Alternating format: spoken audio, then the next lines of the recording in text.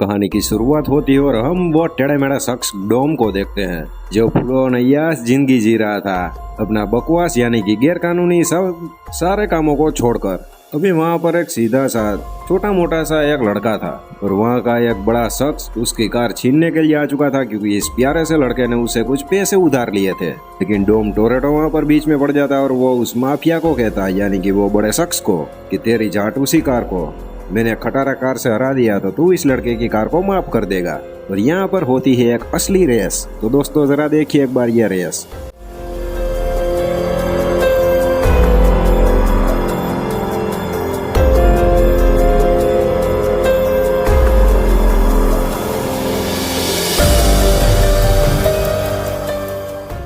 अब इन सारी बकवास बातों को हटाकर हम सीधा पॉइंट की बातों पर आते हैं, क्योंकि कुछ दिनों बाद एक लेडी हमारे डोम से मिलने के लिए आती है, क्योंकि वो लेडी डोम से कोई गैर कानूनी काम करवाना चाहती थी। लेकिन डोम पहले तो उस काम को करने से साफ साफ मना कर देता है, लेकिन बाद में वो लेडी अपने एक मोबाइल में एक वीडियो रिकॉर्डिंग जो डोम को दिखाती है और वो देखकर डोम मजबूर हो जाता है उस बूढ़ी औरत का काम करने के लिए। अगले सारे पार्ट्स में देखा कि डोम पुलिस वालों के साथ उसकी हेल्प कर रहा है, मतलब कि डोम और उसकी पूरी टीम। ऐसे ही वो एक सरकारी चीज लेकर डोम अपनी टीम के साथ वापस आ रहा था, लेकिन तभी वो अपनी टीम के साथ गद्दारी कर देता है और वो हमारा होप्स, जो जॉन सीना से भी बड़ा ताकतवर मामू था पुलिस वाला, उसे वो धोखा देकर वो चीज छीन लेता है और अपने सारे टीम मेंबर्स को धोखा देकर वो चीज सीधा उस बूढ़ी औरत के पास ले चलता है। अभी हमारा जाबाज पुलिस वाले यानी कि होप्स की टीम को, यानी कि सारे पुलिस वालों को ऐसा लग रहा था कि होप्स साला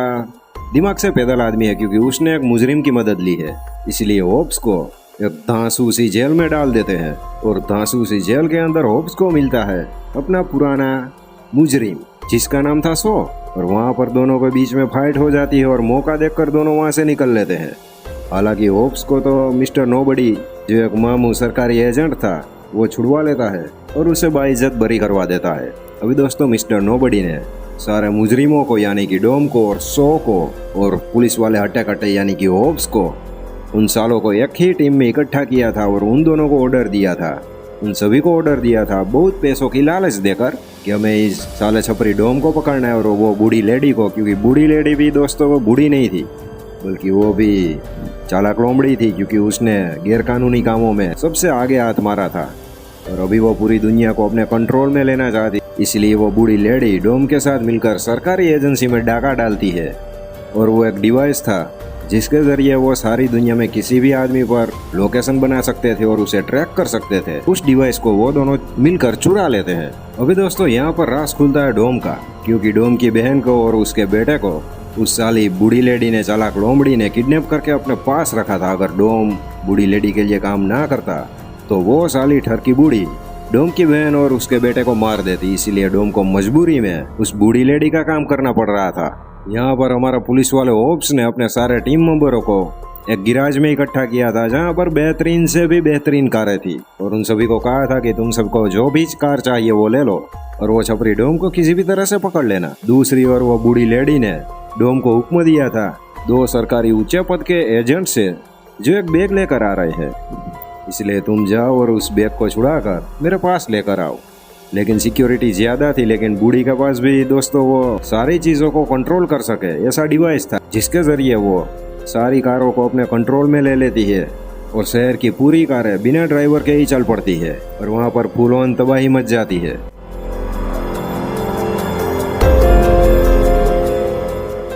डोम तो अपना काम करने के लिए निकल ही चुका था, इसीलिए वो मौका देखकर वो ब्रीफ केस हासिल कर लेता है और वो दोस्तों पहुंच जाता है उस बूढ़ी के पास। लेकिन यहाँ पर एंट्री होती है डोम के सारे टीम मेंबरों की, जो डोम के पीछे लग चुके थे, क्योंकि वो सभी लोग डोम के पास जो ब्रीफ केस था उसे वापस हासिल करना चाहते थे। इसलिए वो अपनी पूरी ताकत लगा रहे थे और एक टाइम आता है जब डोम उसी के टीम मेंबरों के हत्थे चढ़ जाता है। लेकिन हमारा डोम भी काफी बगड़वाम आदमी था, इसलिए वो वहाँ पर तेल का मचा के निकल जाता है। जरा देखिए एक बार।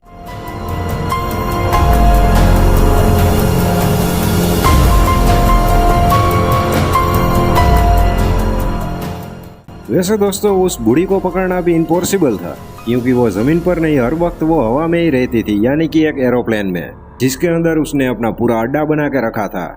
और वहां से ही वो सारी चीजें कंट्रोल कर रही थी। दूसरी ओर डोम की पूरी टीम को भी पता चल चुका था कि वो बूढ़ी न्यूक्लियर और बड़े बड़े बम विस्फोटक उसे इकट्ठा कर रही है, क्योंकि देश के जो बड़े बड़े हथियार थे उसी की एक्सेस वो बूढ़ी लेना चाहती थी। अभी वो बड़ी तबाही मचाना चाहती थी और वो आगे क्या करेगी वो देखते हैं। अभी यहाँ पर दोस्तों अमेरिका की एक बहुत बड़ी घातक सबमरीन थी जिसको वो बूढ़ी हासिल करना चाहती थी, और ये सारी बातें डोम के टीम मेंबरों को अच्छे से पता थी,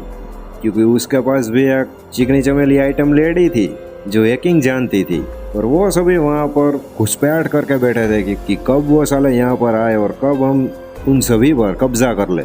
इसलिए डोम और बूढ़ी का एक आदमी वहाँ पर आता है और बूढ़ी ऊपर से सबमरीन को अपने कंट्रोल में लेने की कोशिश करती है, लेकिन ये सभी यहाँ पर मतलब कि डोम की टीम वहाँ पर तबाही मचा देती है। और दोस्तों यहाँ पर आता है बहुत बड़ा मोड़, क्योंकि यहाँ पर डोम अपनी पार्टी चेंज कर लेता है और वो अपने टीम मेंबरों के साथ हो जाता है, क्योंकि डोम ने इन सभी के बीच सो की एक माँ थी, उसे यह सारी बात बता दी थी कि मैं इसी मजबूरी के कारण मैं ये सब कर रहा हूँ। और मौका देखकर सो भी उस बूढ़ी के प्लेन में चढ़ चुका था और वहाँ पर डोम की बहन को और उसके बेटे को छुड़ाने की फुल ऑन कोशिश कर रहा था। अभी हमारा सो भी दिमाग से काफी टेढ़ा आदमी था, इसलिए वो वहाँ पर बूढ़ी के सारे आदमियों को मार देता है। नीचे की साइड दोस्तों बूढ़ी ने वो सबमरीन भी अपने कंट्रोल में ले ली थी, और उस सबमरीन में जो मिसाइलें थी वो डोम और उसकी टीम पर पूरी तरह से चला रहे थे। जरा देखिए एक बार।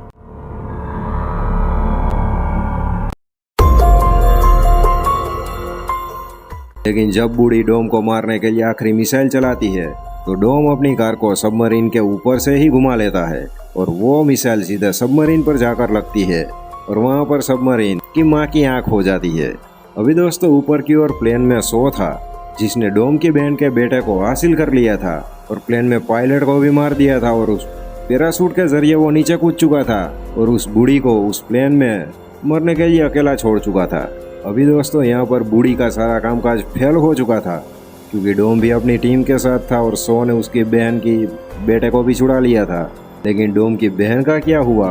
या वो उस प्लेन में है या कोई सेफ जगह पर है, वो हम अगले पार्ट में देखेंगे, क्योंकि मूवी के इस पार्ट की यहाँ पर एंडिंग हो जाती है इसी राज के साथ। तो दोस्तों कैसी लगी मूवी या कमेंट में बताना जरूर। मैं मिलता हूँ आपसे अगली वीडियो में, तब तक के लिए जय हिंद जय भारत।